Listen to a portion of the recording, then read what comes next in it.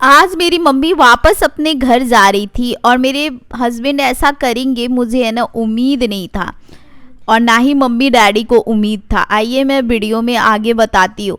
तो आज मेरी मम्मी का जाने का दिन आ गया है, क्योंकि आज शाम का टाइम है। जो आप वीडियो में देख रहे होंगे उन्हें पता ही होगा कि मम्मी मेरे घर एक हफ्ते के लिए आई थी, और क्यों आई थी वो लोग मैं बता देती हूँ। मैं होली में घर गई थी और मेरे हस्बैंड को छुट्टी नहीं था, वो 2 दिन होली अटेंड करके वापस वो जहाँ जॉब करते वहाँ चले गए थे। और मेरे मम्मी डैडी को बिलीव नहीं है कि मेरी बेटी ट्रेन में या फ्लाइट में अकेले कैसे जाएगी, मेरा नाती।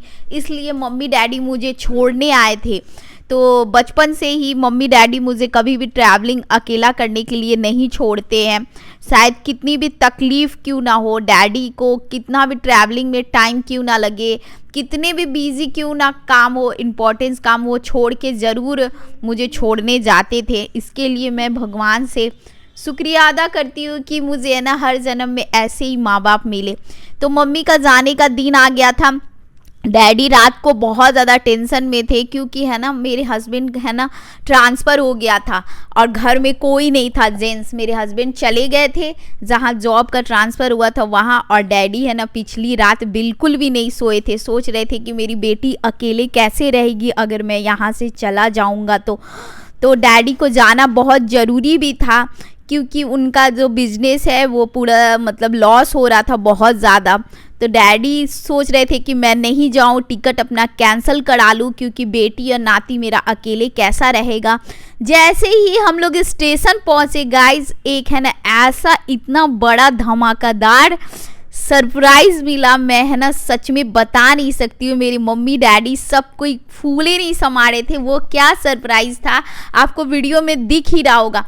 मेरे हस्बैंड अचानक से जहाँ ट्रांसफ़र हुआ था वहाँ से है ना चले आए, क्योंकि मैं अकेले थी, मेरा बेटा अकेला था। तो मेरी वो जानते थे कि मैं अपनी बीवी और बच्चे को अकेला कैसे छोड़ूंगा। प्लस मम्मी डैडी चले जाते तो पता नहीं ये कब मिलते मम्मी डैडी से, इसीलिए वो सरप्राइज़ देने के लिए अचानक स्टेशन पे चले आए और मुझे कॉल किए कि आप भी स्टेशन पे आ जाओ।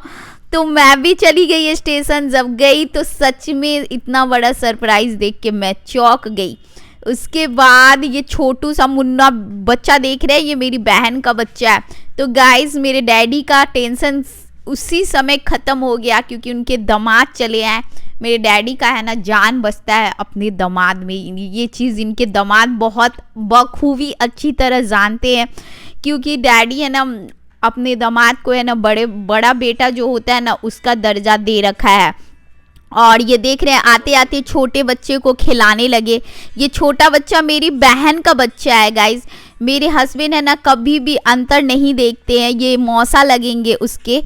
और देखिए मेरी मम्मी और उनका केमिस्ट्री कितना अच्छा है, अटैचमेंट बहुत ज़्यादा है गाइज मेरी मम्मी डैडी और सबका, क्योंकि ये लोग भी दामाद को मानते हैं, दामाद भी इन्हें मानते हैं।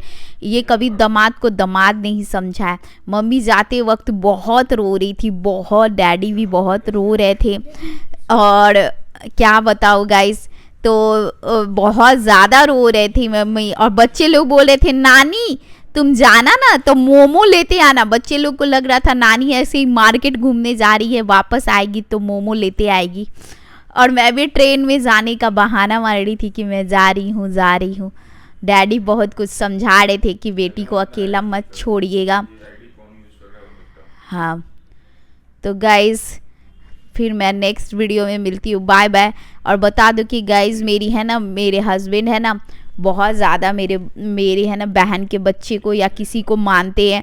और इवन नहीं, मेरे है ना हस्बैंड के पति भी यानी मेरे बहनोई सब भी है ना बहुत ज़्यादा मेरे बच्चे को मानता है। ऐसा हम लोग तीनों बहन है, तीनों के पति कभी भी ऐसा फील नहीं होने देते हैं कि ये मतलब रिलेटिव के बच्चे हैं, मेरे बच्चे नहीं है। इसीलिए बच्चे इन लोग से ज़्यादा अटैच हैं।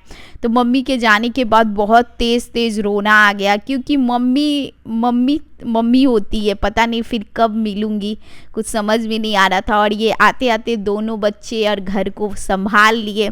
तो मेरे डैडी का जाते जाते आधा टेंशन ख़त्म हो गया। तो मिलती हूँ फिर नेक्स्ट वीडियो में, बाय बाय, टेक केयर, आप अपना ख्याल रखिए।